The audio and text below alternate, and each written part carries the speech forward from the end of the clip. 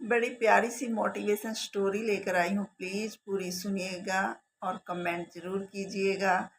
क्या पता आपको पूरी स्टोरी सुनने से कुछ हासिल हो जाए।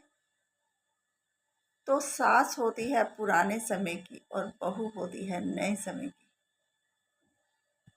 सास अपने घर में ड्योढ़ी से आगे जूते लेकर नहीं आती थी और बहू जहाँ भी बाहर घूम कर आती थी अपने जूते चप्पल ड्योढ़ी से अंदर ले आती थी।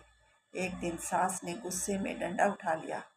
बहू बाहर से घूम कर आई थी और जैसे ही भीतर आने लगी, सास आगे खड़ी हो गई और बोली कि बहू, अपने ये गंदे जूते इस ड्योढ़ी से दूर रखो। बहू ने कहा कि क्यों? सास ने कहा कि हमारे समय में कभी भी जूता और चप्पल ड्योढ़ी से आगे नहीं आता था, क्योंकि हम ड्योढ़ी को पूजते थे, दीपक जलाते थे। क्योंकि हमारे चप्पलों के साथ जूतों के साथ जो बाहर की गंदगी होती है वो अंदर आ जाती है, जो नेगेटिव ऊर्जा होती है वो अंदर आ जाती है और घर के ज़्यादातर माहौल इसीलिए ख़राब होते हैं। सास बोली कि हमारी सास हमें कभी जूता चप्पल लेकर आंगन में नहीं आने देती थी और आजकल की बहुएं तो जूते चप्पल पहनकर चौका चूल्हा करती हैं, रसोई में चप्पल पहनकर ही खाना बनाती हैं और वो खाना खाने से ज़्यादातर शरीर में बीमारियां ही लगती हैं।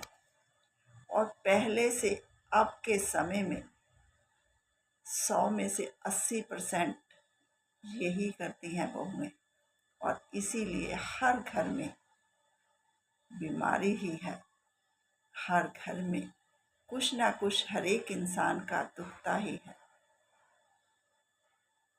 सास ने कहा कि जब हम बाहर से आते थे तो अपना जूता चप्पल बाहर निकाल देते थे, अपने पाँव ठंडे पानी से एक लोटा पानी लेते थे, पाँव धोते थे, साफ करते थे और फिर तरोताज़ा होकर घर के अंदर आते थे।